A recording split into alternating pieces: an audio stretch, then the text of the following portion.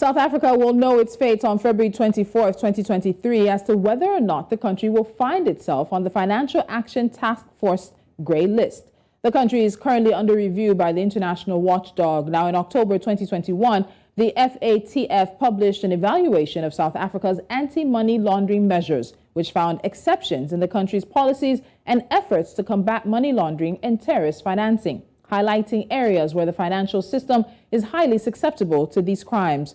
The country has taken some steps to avoid being added to the list, which is a list of countries that are deemed to have deficiencies in their anti-money laundering and combating the financing of terrorism regimes. In October of 2022, the Minister of Finance made amendments to the Money Laundering and Terrorist Financing Control Regulations 2022. We also had President Cyril Ramaphosa sign 2 amendments to the MAL and anti-terrorism laws in December last year to further boost the image of the country in fighting corruption.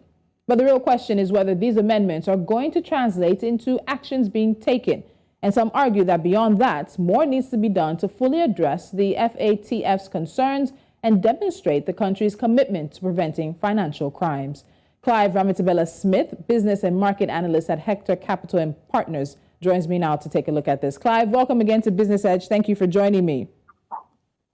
It's a wonderful time to be alive, my sister. Thanks very much. And I'm hoping that you're going to have a fantastic 2023. And the same to you and yours. So let's look at this, starting with a very simple question. How did South Africa find itself at the point of being potentially grey listed on February the 24th?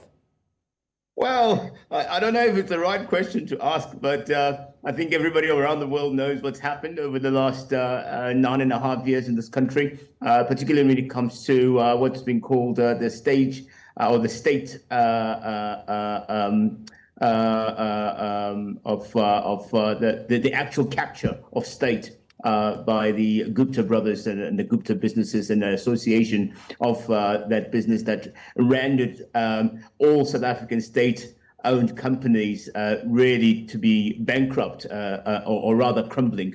And so the reality is that the systems were tested then, and unfortunately we failed as a country to protect against such state looting by both powerful politicians who had their hands in the jar and assisted by private capital, which was its intention to lose about 100 billion rand worth of taxpayers' money that left the country unceremoniously. So, I mean, it's not a surprise. But apart from that, there are other things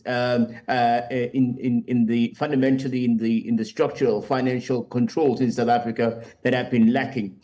Recently, we would have seen on the best exchange on the African continent, the JSE, a company like Steinhoff, for example, where the CEO, Marcus Jooste, was able to funnel out hundreds of billions of rands out of the company. In actual fact, it went as far as losing its value, close to about 200 billion rand worth of a company that were lost in less than 2 months. Wow. So all these things, including the likes of KPMG, which is a very well-known international global accounting firm, was also found to be wandering in these particular investigations. We know the likes of companies as huge as McKinsey were also involved in the state capture. So all these things then raise red flags. And obviously it shows that there's a potential trouble in the financial system that has not been recognized before, but perhaps these stories have given a highlight and concerns to the Financial Action Task Team to say, listen, let's have a review of this country and its financial woes. So the examples you gave really get into the issues around the transparency around politically exposed persons, as well as the beneficial ownership of companies and trusts. And that's a massive issue. And some would wonder, aside from that, there's also the conversation around anti-money laundering and terrorist financing. How big of an issue is terrorist financing for South Africa? Because that's also one of the things that the FATF pointed out, that the country was low on prevention, monitoring, and prosecution of terrorism finance. And again, of course, with the transparency issue. But with terrorism financing, take us through that. Is South Africa genuinely having an issue with this? Well, you know, last year in October, there was a terrorist alert by the US, where South Africa, by the way, was never told. We just heard it like everybody else on the news, which is, it's never fair to get information like that. But we did have some sort of terrorism activity in the country late in 2016. the twin brothers who are, even as we speak, currently in prison, were arrested particularly for terrorist-related issues because of the fact that they had been found wanting on the web trying to source funding for terrorist groups within the country. We also have had, believe it or not, some activities in the western side of our, on the southeast side of our borders, where we've heard of countries like Mozambique who have been involved in terrorist activity that might be funding or finding ways in which they can get money laundered through South African companies, small enterprises, and so forth and so on. So all these are very much concerning. But let me just express my views, particularly on the FATF.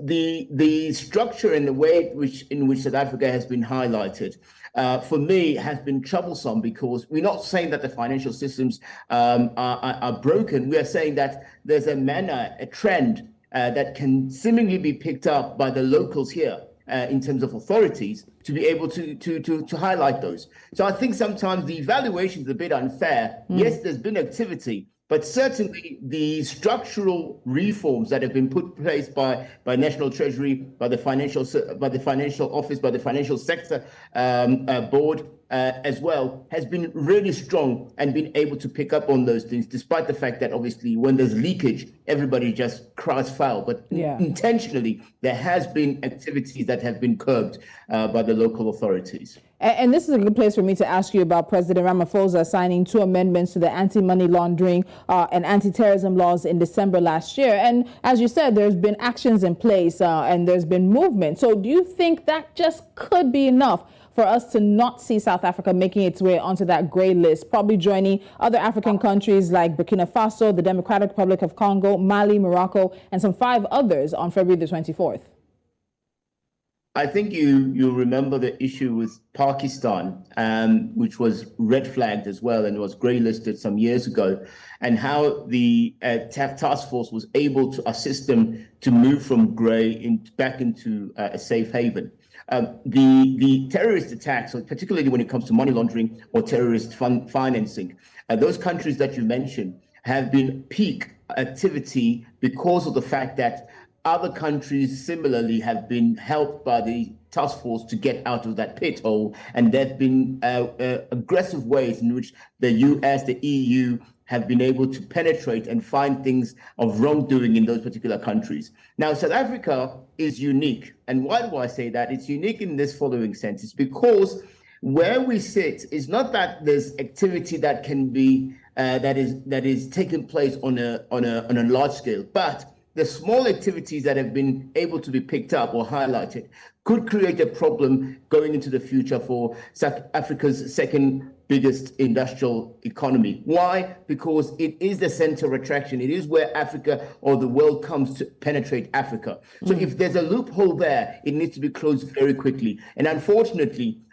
this grey listing, maybe it's a wake-up call. And like you mentioned, the president took it didn't take it any lightly and took action swiftly to try and mitigate against that risk. What does it mean, therefore, to being grey listed? It means that you are now in a high priority zone, that you have been looked at with scrupulous eyes, identifying what you're doing, every action, and it becomes even more complicated and difficult to raise capital, to create fund foreign direct investment, and therefore this is not a good thing to have on your name tag. So we want to make sure that we swerve away as much as possible. I think the president has taken the necessary actions to do so. Let us just hope and pray that it is enough for us to stay away from that dreadful grey listing. All right, and just a bit of expansion on the implications of the grey list. And of course, as you talked about, getting funding on the international market as well. Just in 30 seconds, what else could South Africa expect if the country did end up on the FATF's financial grey list in the coming weeks? February 24th is the date. It's not far, is it? Yes. And by the way, let's just remember that already this country is suffering from a serious distinguished, or rather what we call high unemployment, sitting at about a defined upper definition of unemployment at about 36%. And then you've got a situation where you've got poverty, which has risen after the pandemic. And then also we are the most unequal society in the world. Now, you can imagine with all these troubles, now you're being grey listed, it becomes even more difficult and painfully uncharacteristic of this country to be able to handle such a defining thing, because South Africa prides itself on its financial systems. It has prided itself on the JSE. It prides itself on the Development Bank of Southern Africa.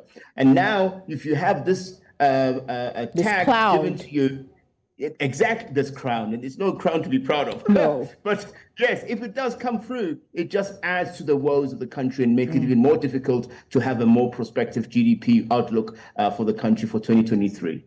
All right, Clive, we'll leave it at that for now. February 24th is about 2.5 or so weeks off, and it's something that we'll be watching very closely. The Financial Action Task Force will be meeting, and then their decision will be taken. But hopefully some steps that South Africa has taken in the recent times will keep them right off that grey list. Thank you so much for your time today. It's an absolute pleasure, and I'll come back with my grey tie should that be the case. And we'll have to have that conversation sometime.